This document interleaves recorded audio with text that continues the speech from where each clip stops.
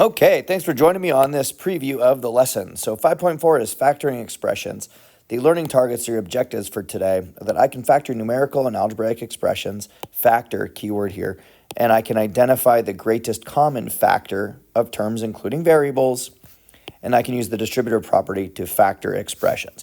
This is the main one. This is what you're being tested on for this learning target in 6th grade, and this is of this chapter 5. This is our last lesson. This one can be the trickiest, but it's just we're going to do the distributive property that we've been doing for this unit, but we're just going to kind of run it in reverse, and I'll show you what I mean by that. So we did this yesterday. We started with a rectangle that's broken up into two smaller rectangles, and we said, hey, this length here, this length times something is 8, and then this same length times something is also 24. So we basically said, hey, what's a common factor? What is a number that goes into both 8 and 24, right? What's a number that goes into both 8 and 24? Like 4, for instance, I think some students said. So 4 times something is 8, right? 4 times 2 is 8. So this length up here would be 2, right? Because 4 times 2 is 8. And then 4 times what, right? 4 times what is 24? 4 times 6 is 24. So this part is 6. So what we have is that the length of the rectangle, or the width, is a 4. And then both the 2, it's 4 times 2 and 4 times 6. So both the 6 and the 2 are being multiplied by 4. So basically we have a 4 by what? A 4 by 2 plus 6. All right, and then when we do the distributive property, right, we did this before, right, we could verify that these are equivalent, right? We've got a 4 by 2, right? We have a 4 by 2, that's the smaller rectangle, and a 4 by 6, right? We have two smaller rectangles, a 4 by 6. And what, in fact, does that equal, right? 4 times 2 is 8, and 4 times 6 is 24. Okay? Today, we're going to go from this expression here. We're going to say, well, what goes into both of these numbers? Oh, 4, for instance. A common factor between 8 and 24 is 4. So then write 8 as a product of its two factors, so 4 times 2, and then write 24 as a product of its factor of 4 times 6. Now, do you see that the 2 and the 6 are both being multiplied by 4? So write it as that. The 2 and the 6 both being multiplied by 4. That's using the distributive property. So from here, you use the distributive property to write the sum, right? That 4 plus 2, both being multiplied by 2 plus 6, both being multiplied by 4. All right, let's try that over here. So again, this is from yesterday, just a little review of what we did in class to preview the unit. So we've got 3x's and 18, so 3x's and 18. So what times what could be 3x's? So here, right, 3 times x is the only way I know to make 3x's. So 3 times x here, and hey, could 3 be a common factor here as well? Could this be 3 times something? Yeah, this could be 3 times 6. So this rectangle is a 3 by something, by x, and this rectangle here is a 3 by 6, because 3 times 6 is 18. So what are the dimensions of this rectangle? Well, it's 3 multiplying both the x and the 6, right? It's 3 being multiplied both by the x and the 6, okay? So writing it this way, right, we're going to go from here. We're going to say that, hey, you know what? 3 is a factor of both of these. So 3 times x is exactly like that, 3x, and 18 is 3 times 6. And how can we write this using the distributive property? If both the x and the 6 are both being multiplied by 3, we can factor out that 3, and inside is just going to be the x plus 6, right? X plus 6 both being multiplied by 3. This is what we're doing today. Okay. So let's get into it. All right, example 1. So factor 18 plus 30 using the greatest common factor. So 18 and 30 using the greatest common factor. So factor means to divide out a common factor. So so here is a little vocab. So factoring an expression. So writing an expression as a product of its factors is called factoring the expression. Okay. So if we have this this term plus another term, to factor it means to write it as a multiplication problem, as something something times something else. Okay. So you can use the distributive property to factor expressions. That's what we're going to do today. All right. So we got to find what factor do both of these share. Now, if you're good at your multiplication facts, you might see that both 6 divides evenly into both of these numbers. And you might know that that's the largest one they share. But if you're not sure, over on the side, what you're going to do is you're going to write 2 factor tables, and you're going to put 18 over here. This is my favorite way of doing it, and just find all the factors of 18. So like 1 times 18, 2 times 9, 3 times 6, 4 times something, nope, 5 times nope, and then we're back to 6. So these are the factors of 18, all the numbers that divide evenly into 18. And then you find all the factors of 30. So I always start 1 times 30, and then I just try 2. Yep, 2 times 15. What about 3? Yep, 3 times 10. What about 4? Nope. What about 5? Yep, 5 times 6. So these are the factors of 30. And then what I do is I just highlight all the ones that are common. So let's find all the common factors. So there's 1 and 1, 2 and 2, 3 and 3, and then 6 and 6. What is the greatest common factor? The greatest common factor, is 6. Okay, so let's write our original expression. So I like to rewrite it. So we're going to write our original expression, and let's write it as a product of our GCF. Our GCF is 6. So let's write them both as this is 6 times something, and this is 6 times something. Okay, so we're going to write both of these as a product of the GCF. So 18 is 6 times 3, and 30 is 6 times 5. So these are equivalent expressions. And what we can do is we can then use the distributive factor, the distributive property to rewrite this expression. Do you see how the 3 and the 5 are being multiplied by 6? So you can write that as this: 3 and the 5 both being multiplied by 6. That is an equivalent way. That is an equivalent way of writing this expression. Okay? So this last step is our factored expression. Okay? You can always do a quick check and just say, hey, does 6 times 3 equal 18? Yeah. Does 6 times 3 equal 18? Yes. Does 6 times 5 equal 30? Yes. So this expression is equivalent to this expression. All right, what about the one down below? So what about factor 20 and 20 minus 12 using the greatest common factor? Well, the greatest common factor is, if you're not sure what it is, then you should set up your factor tables between 20 and 12. If you know that the greatest common factor is 4, that's the largest number both are divisible by, you can just go into the next step. But if you're not sure, all right, please set up your factored tables. So 1 times 20 is 20. What else goes into it? Does 2 go into it evenly? Yep. 2 goes into it 10 times, so 2 times 10 is 20. What about 3? No. What about 4? Yes. 4 times 5 is 20. And then 5. Okay, so that's all of them for that one. What about 12? What are the factors of 12? 1 times 12, 2 times 6, 3 times 4. So the common factors are 1, 2, and then 4.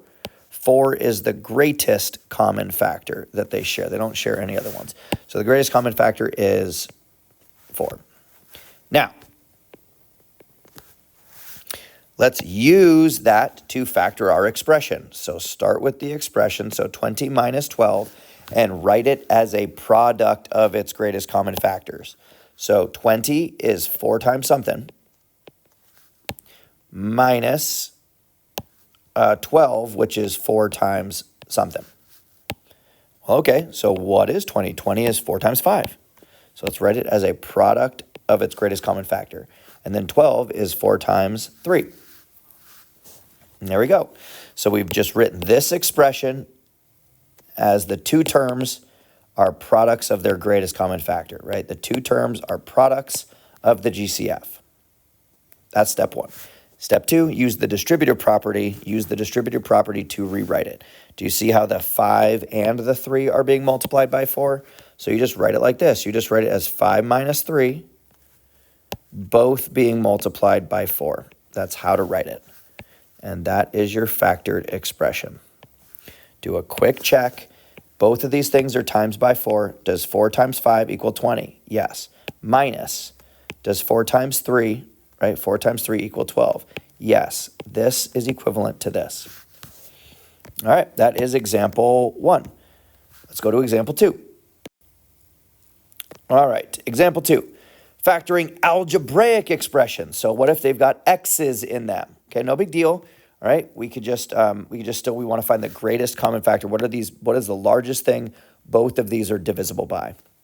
So the last problem, we did it with factored tables. Here, let's use just prime factorization. So what are these?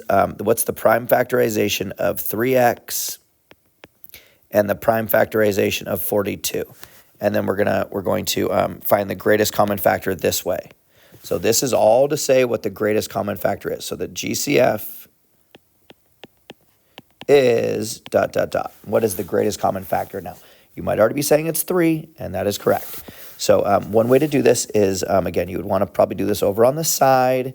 Probably want to do this over on the side, and you would say, okay, what is, if we're doing 3x, what is the prime factorization of 3x? Well, the only way that I know 3x is just 3 times x. Is 3 times x. And 3 is a prime number, and since we don't know what x is, the only things that can go into x are 1 in itself, 1 in x. So x, in this case, until we know better, is going to be treated as a prime number. We can't reduce that any further. We can't break that down any further until we know what x is. So 3x as a product of its prime factors would be 3 times x. And then we would do the same thing over here for 42. So maybe 2 times 21. 2 is prime. 21 could be broken down into 3 times 7. Both of those are prime. So 42 written as a product of its prime factors is 2 times 3 times 7. So those are the prime factorization of both of those two numbers. So what are the prime factors that they share in common? 3. That's the only prime factor they share. So the greatest common factor is 3. So let's rewrite this expression of a product of its greatest common factor. So we've got 3x. So we've got 3x plus 42, and let's write it as a product of its factors. So 3x's is equal to 3 times something, and 42 is equal to 3 times something. So 3x's is 3 times x, 42 is 3 times 14, 14. Okay, so 3 goes into both of those. So now use the distributive property. How do we rewrite this expression? As a product, right, as a multiplication problem. So both of these are being multiplied by 3. So we can write that as x and 14, both being multiplied by 3.